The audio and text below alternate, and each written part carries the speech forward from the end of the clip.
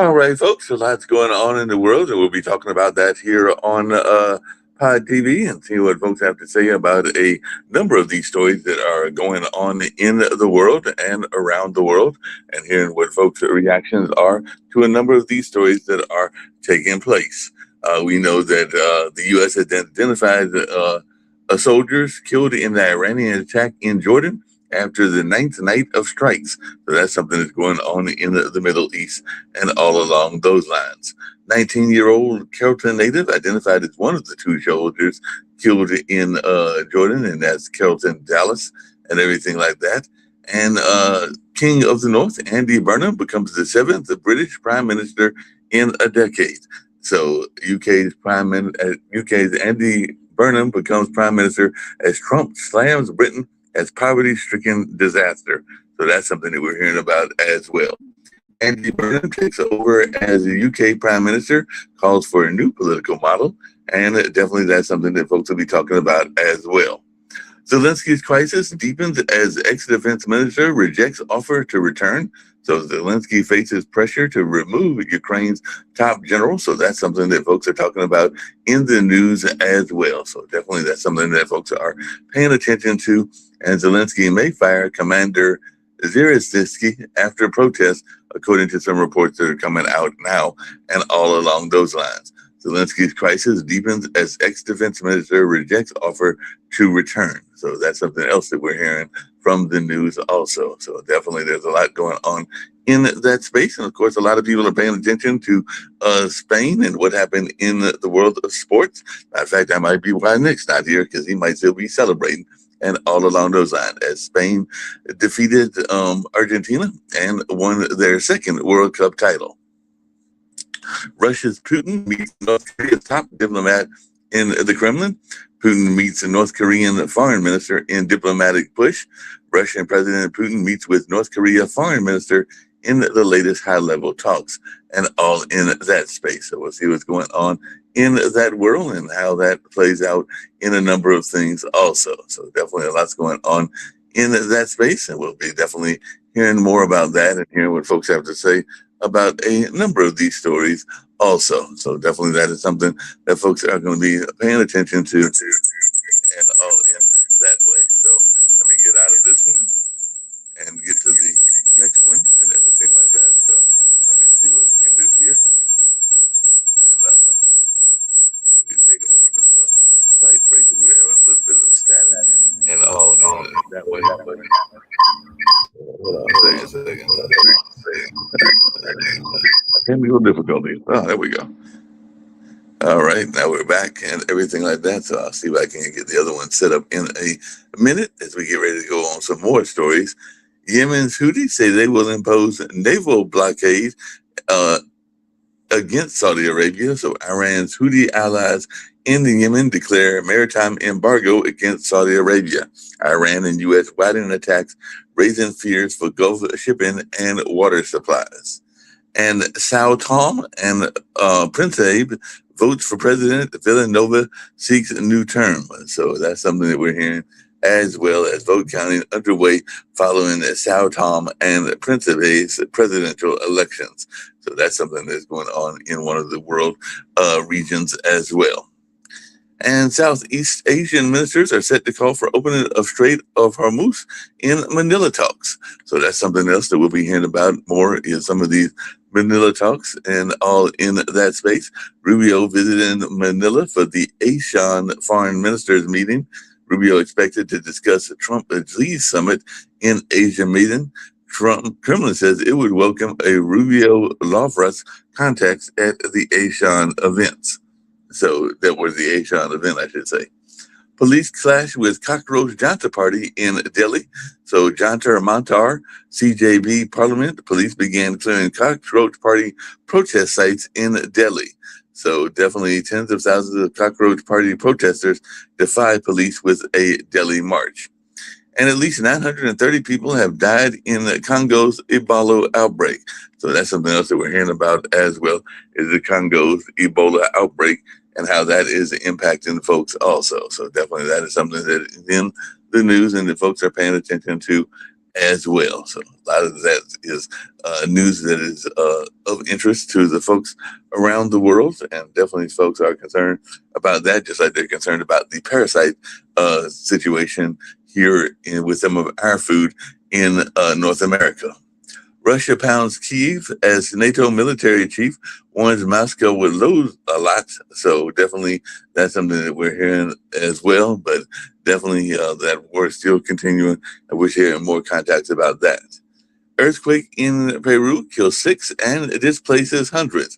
So that's another news story that we're hearing as well. So definitely there's something that's going on in that space and that folks are talking about also. So definitely a lot's going on in that way. And definitely this is something that is of concern to people in that Latin American country. Increased cooperation with the U.S. has put Jordan in Iran's crosshairs. U.S. ally Jordan summons Iranian ambassador after missile strikes. So IDF fires interceptors over Eilat as Iranian missiles target nearby Aqaba in Jordan. West Asia highlights Iranian missile hits Jordan's Aqaba airport, according to a report from the Iran state media. And definitely there's a lot going on in the world in that sense. Lockheed Martin introduces a PAC-3 ACE, high-performance, low-cost interceptor. So Lockheed to build a cheaper Patriot missile to counter drone threats. So that's definitely something we're hearing about as well. So I'm going to get us to a little bit of a commercial break, and then I'll be right back with some more of the important stories of the day and all along those lines. But let's have a little bit of a brief commercial break. One of the things that business owners forget a lot is to prepare for their own retirement. Hi, my name's Nick Palavita, and today I'm with a very special guest, a certified financial planner, a chartered retirement plan specialist, and president of National Pension Partners, Max Couliet. Max, tell me what you do at National Pension Partners. Well, Nick, we help successful small businesses and professionals put together retirement plans that provide them the maximum retirement benefits and big tax deductions at the same time.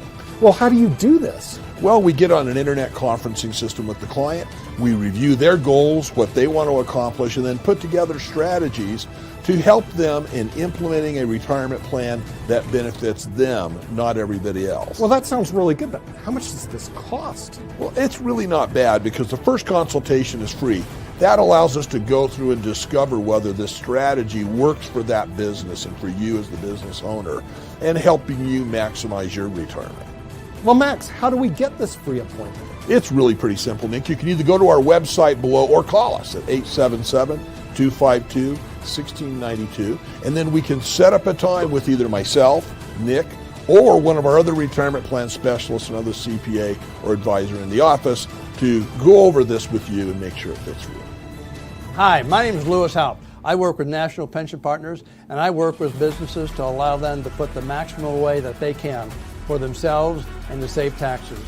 Hi, I'm Brad Coyle, and I'm the brokerage manager at National Pension Partners. We're always analyzing plan fund choices in order to ensure the participant's success. If you want more information on how we can help you and your business put more money away in a retirement plan than you ever thought possible, contact us at the website below or call us at 877-252.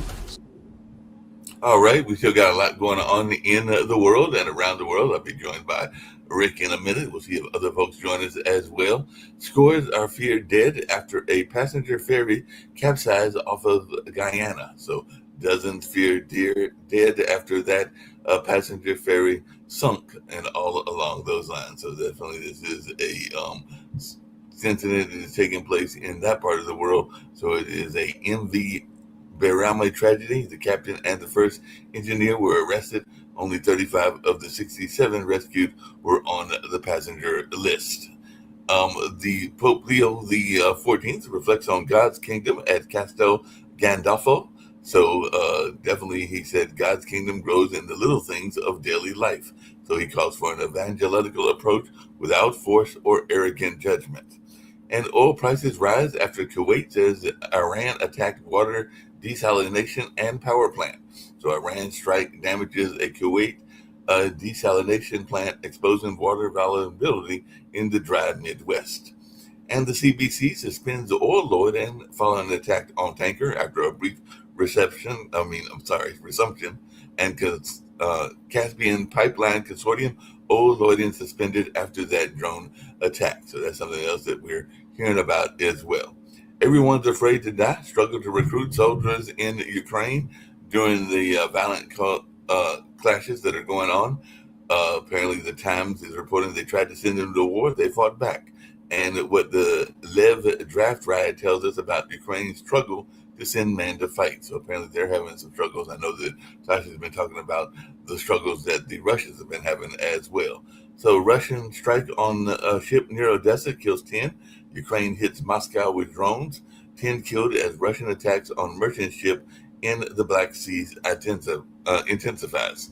So we're going to bring in Rick, see what he's got going on in his world, and see if he watches the soccer match, and also seeing other things that are taking place as well, and everything like that. I watched the end of the soccer match, but let's talk about gas. It's back up, national average to $4 a gallon.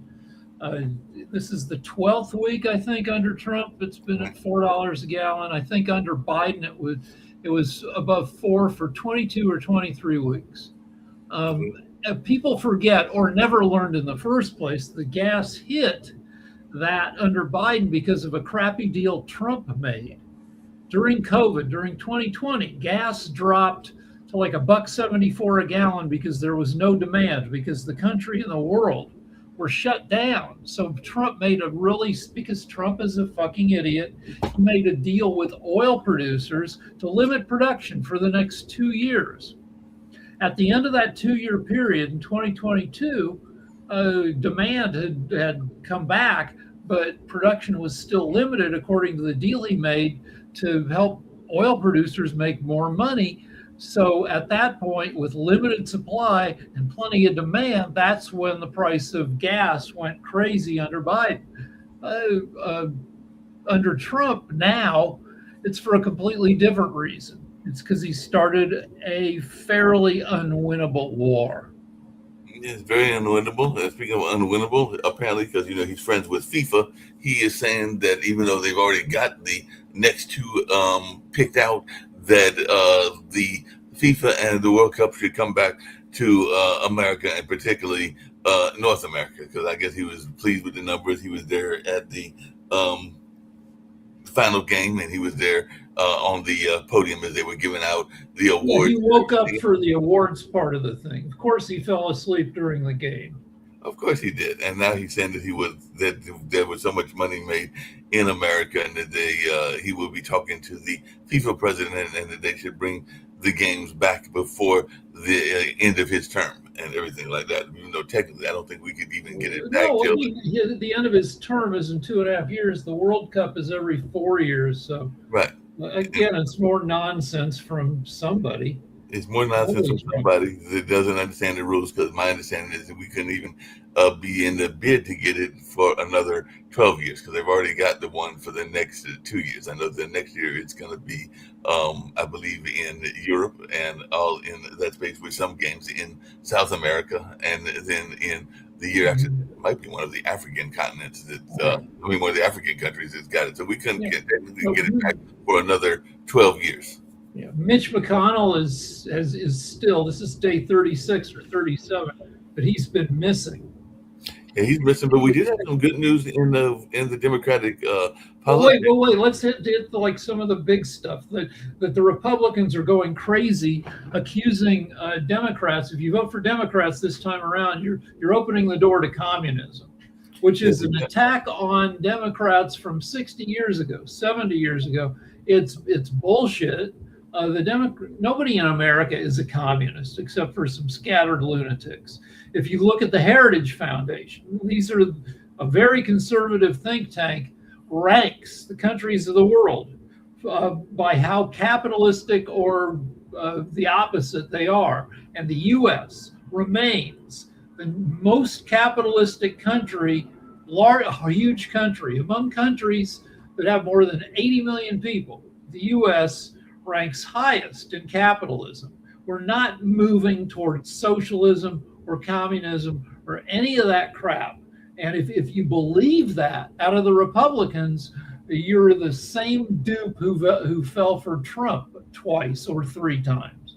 Yeah, 3 times or twice, or how many times they voted for him, since he did not win the second one, even though he was claiming that he won. But it does look like in the main Senate race, which is the one that they were trying to find somebody to replace Graham Plattner, that they have kind of gotten around one of his allies, Troy Jackson, who has locked down the delegates as the top rivals for a Democratic Senate nomination, dropped out. So they're even saying that it went from chaos to coronation. So it looks like he will be the one that will be replacing Graham Plattner and will be running for that seat there in Maine. So we'll have to learn more about Troy Jackson and what he's all about as well. Okay. All right. What else do we have? Well, we also got a trial that's going on. A woman is on trial for the murder of her 3 children. She says her postpartum issues is what led her to kill her 3 children. So a mother strangles her children. I guess the defense case is that it is going to be asking whether it was mental illness or whether it was murder in this case of trial of Lindsay Clancy, a Duxbury mother charged with the murder of her 3 children. That charge began on Monday and everything like that. All right. So Hunter Biden is being very publicly loud in his opinions, which I enjoy because he's calling bullshit on a lot of the things that were said about him. Now, one of the guys who helped construct the case against Hunter Biden based on his laptop and a bunch of other stuff has been sued and is required in court to pay Biden $1.7 million for making up a bunch of bullshit about Biden. And Biden freely admits that he was all fucked up on drugs. He did a lot of bad stuff, but then he comes around and says that, that he was making, like, I don't know, a couple $100,000 here and there a month, maybe, working on corporate boards during his, his time of troubles. But that the Trump boys are making billions of dollars, and Jared Kushner, and it's kind of enjoyable to hear from Hunter Biden, who doesn't give a fuck about what he says. Yeah, he's at that point that he doesn't care at all as to how he is treated and everything like that. What are our thoughts? Because apparently Trump is endorsing Lindsey Graham's sister, which would be the first, which I did not realize, but they say that would be the first sibling to follow in the footsteps of their relative and everything. But apparently that's who he is endorsing to take over Lindsey Graham's seat. Inconsequential. She's going to be appointed. She'll serve for not even 6 months until there's a new general election for, it's just to fill out until January of next year. And will elect the new 6-year senator to replace Graham in November. Yeah. Well, Politico is asking Titanic seeker or GOP salesman. So they're saying Ron Johnson is full speed ahead on Reconciliation 3.0. So definitely we'll see how this goes in terms of what goes on with that space, because they're saying that he is a Senate fiscal hawk who has grabbed a critical gavel now that Lindsey Graham has passed and everything like that. So we're going to see some efforts to have some of the party divides to have conversation and all in that space, because even things are going to continue stupidly for at least the next 6 months into the midterms. There's going to be no effective political cooperation. Yeah, no effective political cooperation, not even if they throw out olive branches. That's what I was looking for. And No, there's no olive branches. We're the most divided politically we've been since the Civil War. That's because because Fox News makes a shitload of money. To a lesser extent, CNN and MSNBC, everybody makes money off of division. And then you've got the really lunatic, the OA, One America News Network, Newsmax, all these news companies, we didn't used to have 24-hour news. Right. CNN is 35, 40 years old. And then Fox is about 30 years old. And Fox has been the most corrosive political presence in America. It's not beholden to the truth, and it fills people's heads full of divisive bullshit. Well, speaking of dividing, we had at the Cultural Arts Center that I work at a political commentator that was there on Friday. He gave some interesting remarks as he came in, and all along those lines. But he was they were framing the discussion between him and two podcasters as a conversation in the Democratic Party of left versus left, because of the whole divide between the established Democrats and the Democratic Socialists, who have done quite well. But a lot of that is more bullshit from the Republicans. Yeah, the but it's also Democrats have always had a big tent problem, where as the Republicans move further and further into far-right lunacy, that leaves more and more ground for the Democrats to cover. And yeah, the difference between a conservative Democrat and a super progressive Democrat is fairly large. And yeah, they're going to have disagreements. Does that mean that the Democrats are in disarray and you shouldn't vote for the Democrats? Well, yeah, if you believe the Republicans,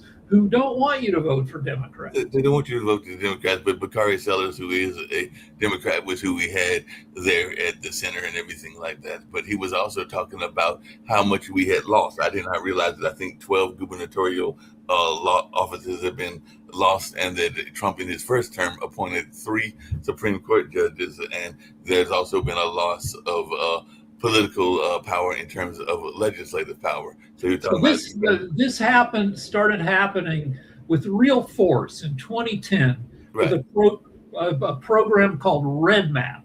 Right.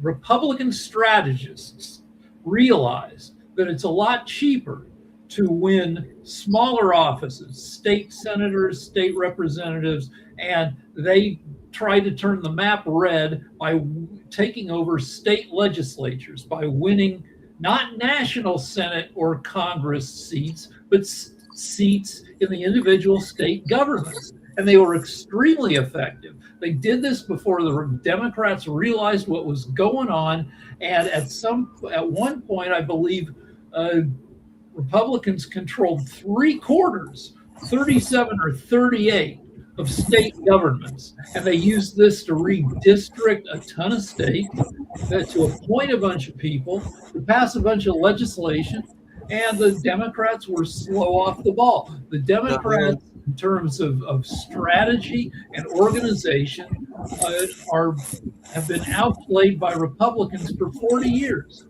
And that's basically what he was saying, because he was saying that he thought there was going to be a third Reconstruction, kind of after Obama had been elected, that never really came to pass, and everything along those lines, because there have definitely been 2 Reconstruction periods and everything in that space. But he was also saying that for those people that are like, sit on your hands and everything like that, he was given a story about how they tried that with the Black Caucus in South Carolina, and I think they all kind of like walked out and decided not to vote, and that's when the Republicans decided to pass a lot of legislation, because they had that brilliant idea to kind of like walk out in unison. All right, so Toby can call bullshit on me, but in 2008, Democratic voters had a choice between a calming presence, Obama, and a pissed off lady, Hillary Clinton, and they chose the calm, cool guy. And Obama, throughout his 8 years as president, maintained that calmness and tried to be a unifying guy. And his calmness, the no drama Obama, was even famously made fun of on Key and Peele, who had the Obama anger translator, where they'd take calm statements from Obama and translate them into the really angry things that he must have been thinking. But because he was played calm, the Republicans, who were pure shit, played him a lot of, most famously again with Merrick Garland. Obama appoints nominates a Supreme Court justice, and freaking Mitch McConnell says we're just not going to we're not going to hold hearings on him, and you can F off. And instead of playing just as dirty right back, Obama backed away, thinking that we would get another Democrat in there for president, be able to appoint a Supreme Court justice then. A different take. So yes, they had the choice between Hillary Clinton and Obama, but what we tend to forget is actually what was going on in the Republican Party. We tend to absolve the Republican Party for their hand and where we are as well. We always tend to, oh, well, the Democratic Party always has to be this way. And they're the ones who did this. And we forget that in that same election, you had Sarah Palin. That's where a lot of this came from. So Sarah Palin pushing racist propaganda at that time, hence the reason why John McCain, in the middle of a speech, the middle of a town hall, the most famous part of his whole town hall was when he stood up and said, or spoke back against an older lady who went off of Sarah Palin's, he's a Muslim and he's going to kill you. No, McCain pushed back on that. So that's where the whole split really happened. And it wasn't due to President Obama at that time. It was mainly due to the propaganda and everything else that got pushed during that time, because that played on fears and that played on everything else. During his time, he was the president.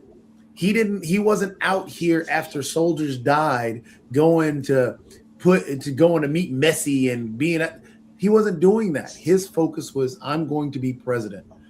That's where the whole no drama Obama came from. I wasn't going to be out here doing all this. It was all about focus. We're doing the job.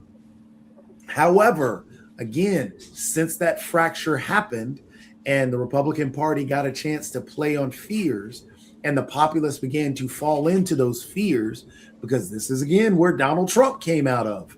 And he used his fame to actually grow and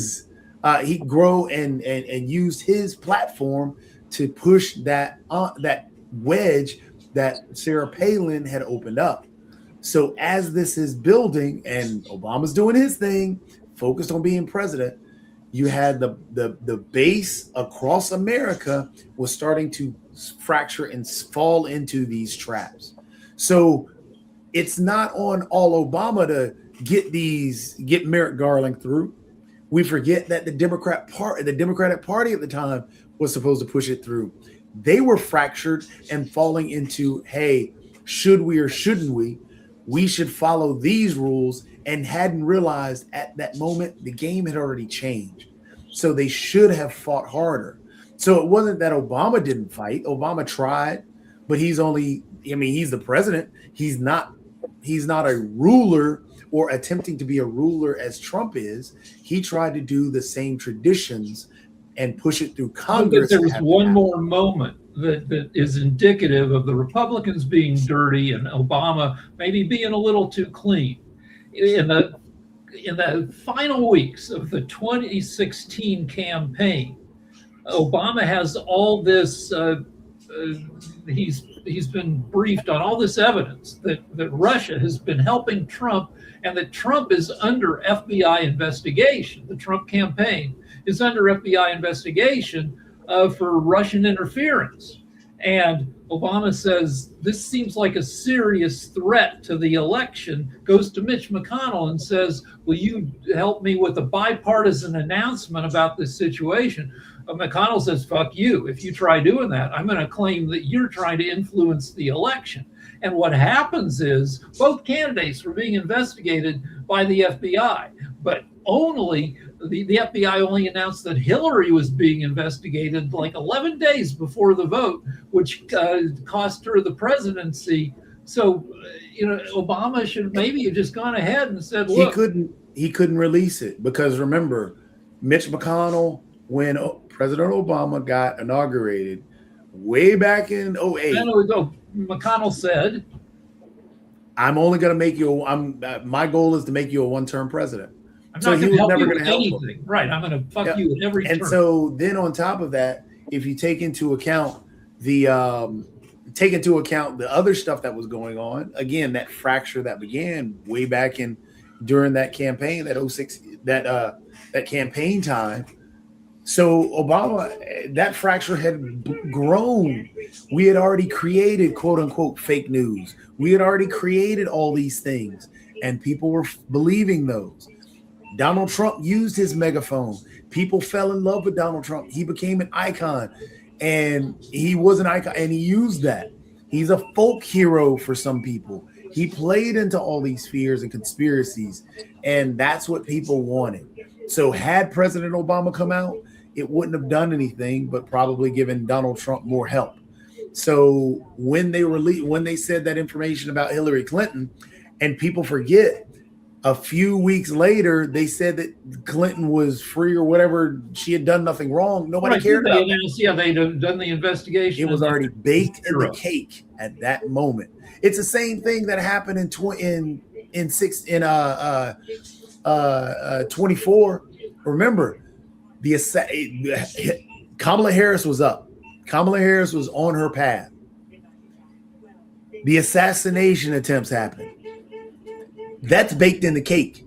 We still haven't gotten the investigation results. We still haven't gotten his medical reports. We still haven't gotten all this information that's supposed to be telling of what happened. But what ended up happening is the same thing we did is the same thing that people did in 2016. Same people that did in 2024. Oh, well, the party is screwed. Oh, well, the party didn't have a platform. Oh, well, no, we forget the key moments that happened that created all this stuff that played on the base. So then we're here now talking about Democrat versus Democrat when we forget that, hey, look, the Republican Party has a hand to play in this. They have a role, and their role is working because all we're doing is parroting their talking points and pushing the narrative that the Democratic Party doesn't have a platform. They had a platform in 2024 that everybody loved, but the assassination attempts and all this other crap. And so they're saying that the Democrats are socialist, communist, which is exactly. Down in Texas, you got a thing going on where the primary was between Jasmine Crockett and James Tallarico. And now people are claiming that Crockett is saying that, you should maybe not vote for Tallarico because she's pissed at him. Yeah, I can tell you that the people saying that, they're not Democrats. They're Republicans who have operatives who send them to the town halls to rile people up and create division. And that's spot on. I mean, but the problem is they rile these things up because they know that if they play on these fears, guess what's going to happen? We're not going to talk about what the Republican Party is doing. We're not going to talk about the party platform anymore. You're not going to talk about anything except for, hey, we should hate this Democrat because this Democrat is mad. I mean, honestly, if you look at, for example, and I mean, that's one with Tallarico and Crockett, but then take what's going on with Fetterman. People are trying to placate and, oh, well, I'm gonna try and work with Fetterman. No, the dude he's a single issue voter. On top of that, he's not listening to what they're actually talking about. And he's just leaving the party because he's been doing that for years.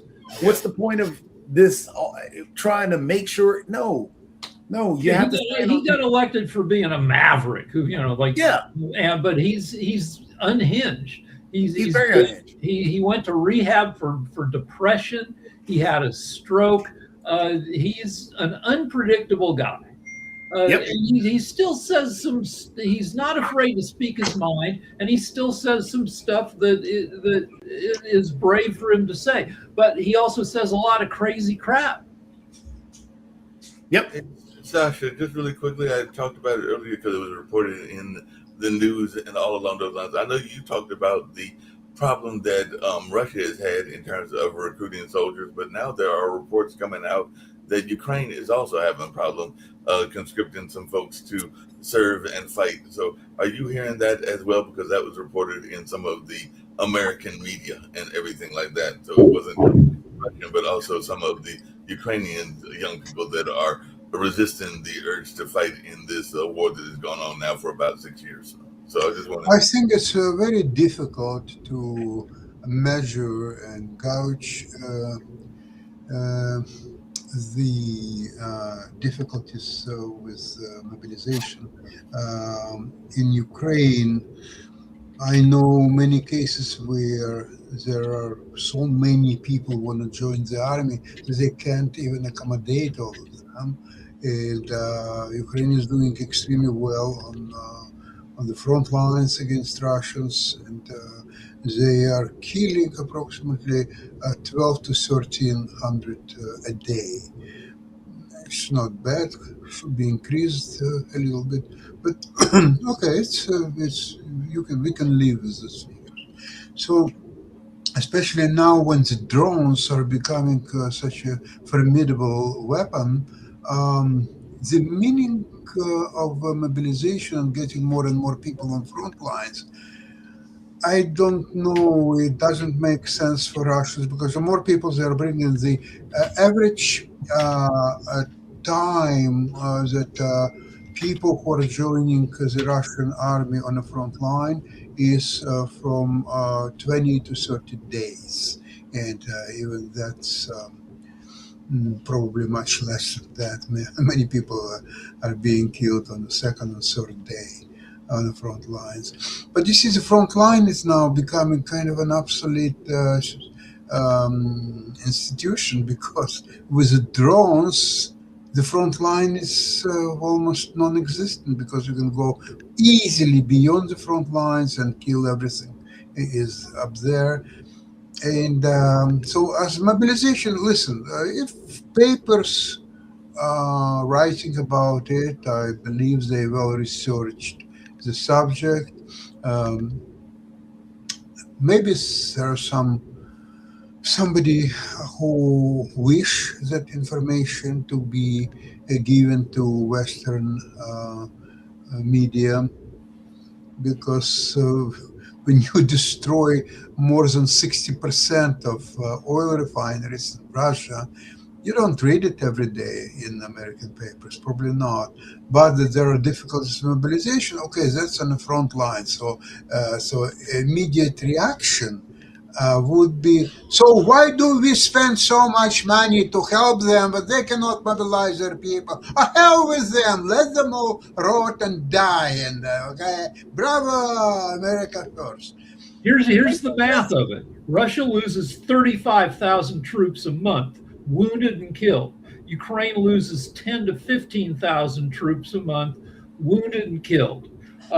Ukraine has 25,000 to 40,000 combat drone pilots. Some of them are stationed at the front with the forces who are fighting, and those people are in danger. Some other, some specialized drone pilots are behind the lines, flying specialized missions to blow up the Russian refineries. So Ukraine is losing less than half as many troops as Russia is, but Ukraine only has 1/4 of the population. Yeah, so it's a population thing as well. Hey, Nick, I see that you're here and everything along those lines. So just wondering if you were still out there celebrating, because I know that you're still glad that Spain won versus Argentina. So I didn't know if you joined the mad celebrations there in your new country. Spain was celebrating quite a bit last night. But also, if you watch the game, those Argentinians, they played dirty. They took cheap shots everywhere and at any point in time. So it's a good thing to see Spain win. Argentina was outmanned. Spain took 19 shots on goal. Argentina took 0. Yes, it showed Argentina didn't know how to play the game, basically. So they were. Well, they've got one of the 2 greatest players playing right now. So but he's like 39 years old. It's like he's a little bit over that. It was also a battle of great goaltending. I would more so say that Spain actually had a great game. They had a great run. They gave up 1 goal throughout the whole World Cup, including the group stages. So Spain was just a dominant force coming through.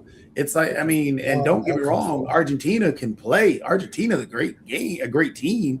They're a veteran team, and Messi's still a great player. and he's still sitting at number 2 right behind Mbappe. Mbappe scored, 2 goals on Saturday to take the lead on Mbappe. Saturday was not really a football. Saturday was tradition for our American friends who don't understand nothing about football. Oh, okay, there are 10 goals. It's almost like a tennis score, 6-4. It's a tennis. It's not a football. It's a tennis. Let's play tennis. Okay, so you got your stupid show. Okay. The only thing what hurts me personally that Mbappe during that show scored 2 goals, and therefore he is getting golden boots, not Messi. Now, speaking about yesterday's match, you have to understand one thing. Where Spain has a decisive advantage over everybody, not just everybody, but everybody. Spain has 2 super clubs. One is Real Madrid, another one is Barcelona. FC. And whichever team is doing better, it's becoming a base for the national team. In this case, it was Barcelona. There were no single player from Real Madrid this time. It was all Barcelona, and some other players were playing other teams. So the unit is already well trained, well put together, coordinating with each other, and so on. So it's already a miles advantage of any other team, because people take even English teams, they're all playing in different clubs and doing different things.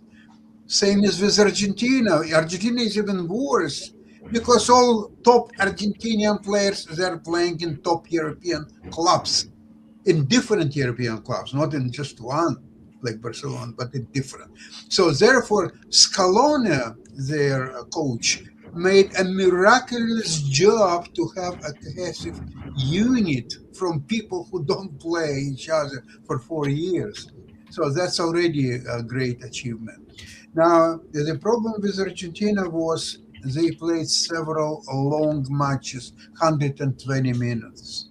And Messi played all these matches without any substitution for all matches, all 120 minutes in each of them. Another problem for Argentina was that their 2 top central defenders were both ejected from the field simply because they had injuries.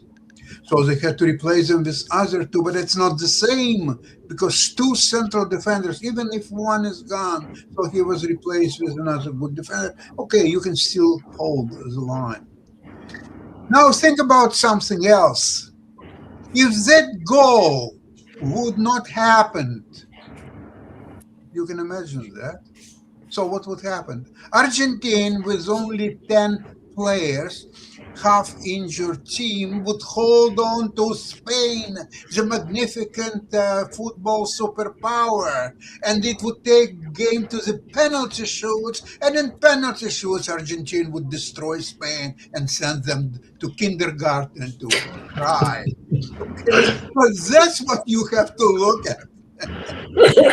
No, that's what we didn't want to see. So 2 good things happened in terms of the whole World Cup. One is they kind of tweaked it somehow to make it America friendly, that more goals scored than in any previous World Cup in history. Previous World Cups have been criticized by Americans for being slow and boring. These World Cups had a lot of fouling and a lot of goal scoring. So that's good for American viewers. Another good thing that happened is close to 7 million people were in attendance at these 104 games across North America. And so far, that hasn't resulted in a spike in COVID. We haven't made ourselves sick. The COVID levels were low enough, finally, after 6 years, that even filling stadiums with 70,000 people per game hasn't been enough to cause a significant uptick in COVID. And that's a good thing that it didn't cause that uptick in COVID and all along those lines. Hey, Rick, well, I will say real quick though, Two other things that did happen. One, we forget that Messi only touched the ball barely in the whole game, which I think that's what. That was actually an amazing feat by Spain by crowding Messi out of the whole thing. That's what Spain did to Mbappe, because Mbappe barely touched the ball as well, and they beat up on France pretty good. But also another great thing is that the crowd resoundingly booed when Trump popped up, which made absolutely no sense for him to be there. It showed that he doesn't care about what he started, and the two individuals that were killed, the two soldiers that were killed, or the soldier that is missing currently. He didn't care about them. He cared about being on stage at FIFA. Also, the irony of Spain winning because his attacks on Spain recently. So I thought that was all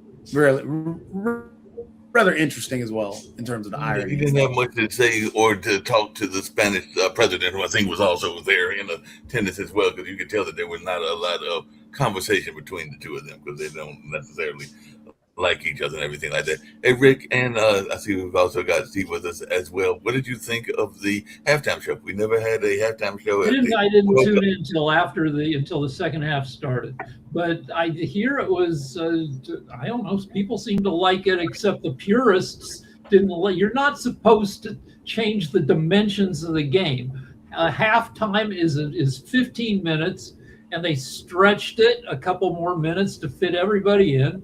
And that's a little bit bullshit, because the problem is that I'm following APL, it's English Premier League, and I'm watching many matches of those. If you look at the audience, people are coming with families, with wives and children to see these matches. For them, it's the most important thing of like what's happened during the week, this Saturday or Sunday's match. This is the most, and that's all what they want to see. They don't want to see the kickboxing or dances or songs and poets and whoever they are. They don't need that. They can do it before the football or after the football, but not during the football. And as a Spanish coach actually said, that if the intermission is not 15 minutes, but rather 30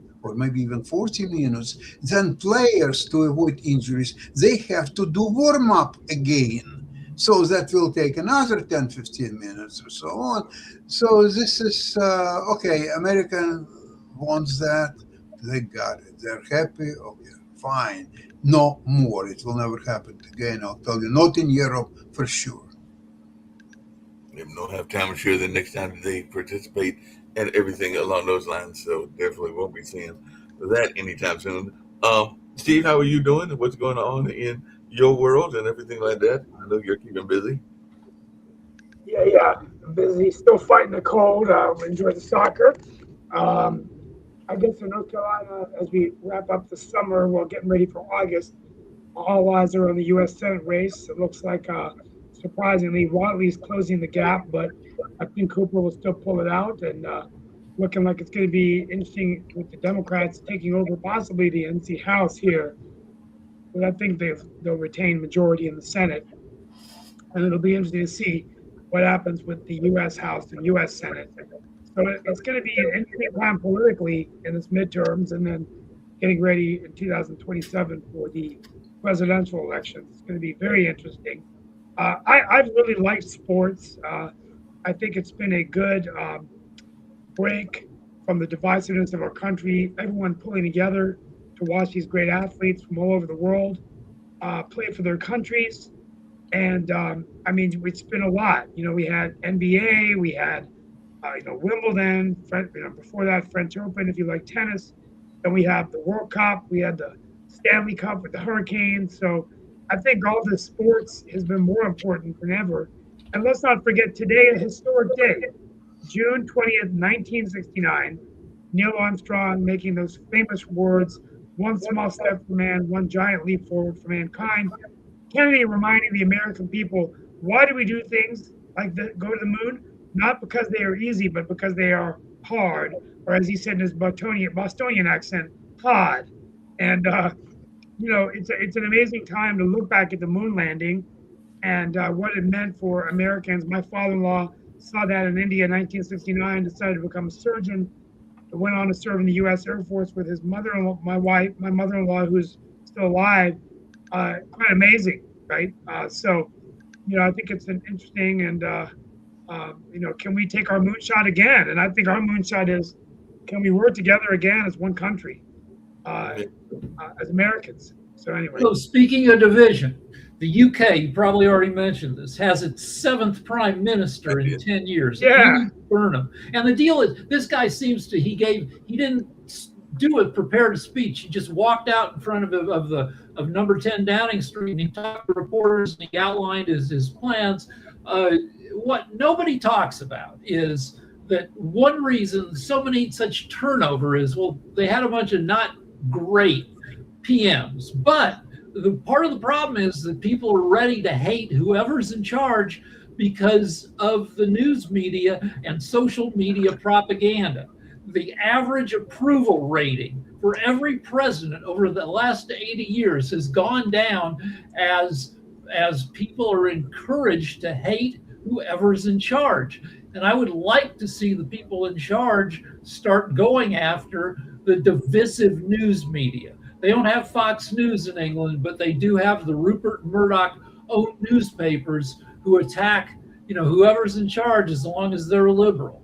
And they've got Russian propaganda via bots that makes everybody angry and crazy, which contributed to Brexit, which was a disaster for the UK. And I want to see our politicians calling out the forces of division who make billions of dollars off of that division. Yeah, there's definitely a lot of that going Well, on. the tough part is, Rick, is that money brings power, and that's what's gotten us poisoned right now. If you're being paid $10 million, but if you speak out, you'll only be paid $1 million. Are you willing to give up that $9 million and some power? That's where we're at right now. Well, And a lot certainly of the not if you're politicians Hannity. wanna speak Hannity out. makes $35 million a year.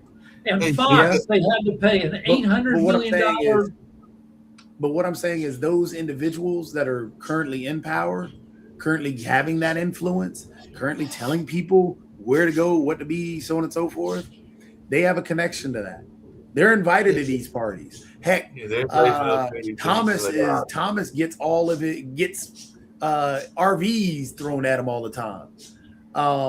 So it's that power and money dynamic which has corrupted a lot of things. And are you willing to stand on business and really focus on what is right and not what gets you paid? But part of the problem also messaging, because as I was reading this story that I was getting ready to mention as we get ready to wrap up and everything like that, there's been this notion that our African American or HBCUs are in trouble. And I'm not saying that there aren't some that are in trouble, but I did see that Michael Lomax, who is the head of the United Negro College Fund, is stepping down. And as I'm reading this article, they're saying that he has led the UNCF in raising more than $4 million. The organization has helped more than 300,000 students earn college degrees as the largest private scholarship provider for minority students. And during his tenure, historically Black institutions have experienced a surge in applications and philanthropic contributions. But that's not the narrative that we hear. We hear the narrative about the colleges that are in trouble. So that's my question. Is it part of the problem? Also, our own messaging. Because like I said, I'm not saying that Shaw and other colleges aren't in trouble, but that's not. Well, let's talk about some of the trouble. A ton of colleges are in trouble. And but Trump has stated that he wants to dismantle the Department of Education. He put an idiot in charge of the Department of Education, and they just are trying right now, today it was announced, they're trying to pass a guideline that if you're going to college in a subject area where they can show that having a degree does not give you substantially better income than somebody without a degree in that subject, that you can no longer get loans for your education in that subject, which is pure craziness and pure dismantling of the American education system. Yeah, and that's what I'm saying. Yeah, definitely that narrative is there. So And then, like I said, there's a narrative of like I said, when he came in, Mr. Lomax, they had an endowment of 60 million, and now when he's leaving in June of next year, they're saying that it'll be like a $500 million endowment, and it could be very close to, well, it's 500 million today. It could be close to 600 million by the time he steps down next year and everything like that. So that's a significant amount of increase. But you also You lose have federal to funding. understand something. American elite, they want a privilege, not just themselves, but their children and their grandchildren. That's why they put all the barriers for most of the people to have access to education, specifically higher education, and so on. So the elite will sort of continue on through their children and grandchildren without any competition from. There's mathematical proof for that. There are 8 Ivy League colleges. Only one of them, Cornell, admits more than 3,000 students every year. Everybody else, especially Yale, Princeton, Harvard, admit, I believe, fewer than 2,000 students a year to these colleges that have billion-dollar endowments. And the elites like the limited access to this great credential. Hence the reason why they also crushed DEI as well as affirmative action outreach. All these outreaches that were supposed to help share the wealth and spread it around, the elites crushed. So therefore, these individuals or these endowments and these everything are only going to those rich individuals who have that nepotism connection to the actual place that they're sending them to. If there are 30 to 50,000 highly qualified students every year in America to go to these schools, and you're only letting in 1,800 of them per school, that means that every one of those highly qualified students has to apply to 6 or 7 Ivies plus Stanford plus. So it creates chaos, uncertainty, and everybody gets screwed if there's only room. But the other question that's being asked, and we've talked about it on this network, apparently this guy that's stepping down is asking it as well, is what role does education play in an AI world? People are saying, do you need a college education, and will there be jobs in this new world? So that's even what Mr. Lomax is asking, because that's what he's being asked by some professors. To answer that question, the question is yes. You're still going to need a highly skilled education, even in an AI world. AI, what he is pushing towards or envisioning is the future depicted in WALL-E and Idiocracy. That is the future that he's depicting with the world of, oh, well, you don't have to do this because AI is just going to do it for you. The problem with that is that we already know that AI has faults and flaws. From the images, if you look at it, people with amputated arms or 3 weights in their hand, which they cannot hold, lifting up, that's an AI mistake. To actually, even in articles and abstracts they put out there as write-ups. So you still need people to read through the research and read through the things. You still need people to code and be able to understand the code to be able to maintain or update the code. So yes, you're going to need highly skilled individuals. But it's going to change when the shakeout happens, because now you can cheat your way through college and high school with AI. And so, college used to be where a lot of people found out they had to get their shit together in order to get through college. Now you maybe you don't find out that you don't know shit until you get into try to get a job and try to do a job. And then there's the shakeout. Some people will figure out how to be competent in a job situation, and a bunch of people, even though they got college degrees, will find out that they don't know what they're doing. And don't get me wrong, the biggest analogy that I can think of is when the car came on. A lot of people who were changing horseshoes at the time lost their jobs. Yeah. But if those people didn't, go to school or try and update their resumes or try and do things that they needed to learn about, we'd still have those same people. It's exactly like when cars came along. If cars could also make your toast, also be your best friend, Yep. And 18 other things. they can definitely do all of that and everything like that. So the getting ready to wrap up, and we're getting ready to go to Economics Monday very shortly, and all in that space. But it does sound like it's a continuation of the whole Booker T. Washington, W.E.B. Du Bois debate as to whether you are educating for getting a job or whether you are educating for life skills, and all in that space. And actually, I think that even Lomac in his comments were saying that we actually probably need both, where you're doing the both. Yeah, that new policy that Trump wants to impose, that you can't get a loan for jobs that don't give you an economic bump up over that's leaning entirely into education for jobs and not education to learn about the world. Exactly. And on that note, we're getting ready to get on out of here. We go to Economics Monday very shortly, because I think they've already started that, and we'll see you over there.